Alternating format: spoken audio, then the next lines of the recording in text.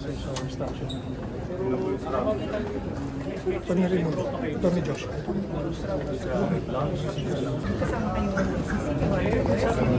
Sabi ni Bato, sasamahan ko daw siya eh. Ako na magpoposa sa kanya, kaya natay ko siya. Pero may kasama daw kayo ng kasama ng mga taga-NBI? Ayan, sila. May isa-serve ng warrant of arrest? Oh, isa-serve yung warrant kay Bato. Pero madadala ba siya? Makakalagkad ba siya? Sir, Eh, tignan natin yung tapang niya. Yes, ICC warrant. Sir, bakit kayo po yung personally mag-serve? Hindi, andito lang naman ako dahil sinabi niya, ni-request niya na samahan ko yung pag-aresto. Andito ako ngayon, na-aresto yun siya. So, inantay natin siya. Paano pag hindi siya sumama sir? gusto pa yung isa. Hindi, sabi niya, di ba, ano daw eh, make his day, di ba? Sabi niya, make my day. Samahan ko daw siya ng pag-ano. Di, andito ako ngayon.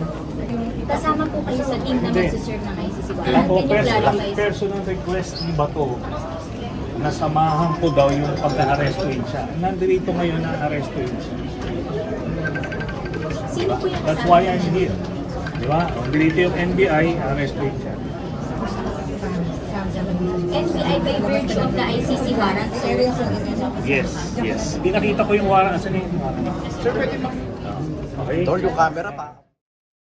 Ibig sabihin dadalhin na siya sa dahig after nito? Eh, dapat. Kaso, tatawag siya dyan eh.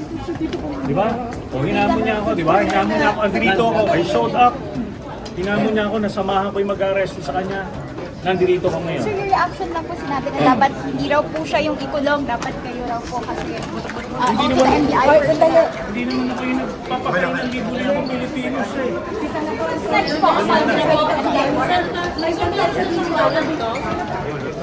Bakit kayo nandito kasama ng Sige, bakit kayo nandito? Nandito ako dahil sinabi niya, yung National TV, nasamahan ko daw yung mag-aresto sa kanya.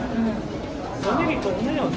Nandito yung, pinakita ko sa inyo yung warrant ng ICC, nandito yung NBI, arrest niya siya.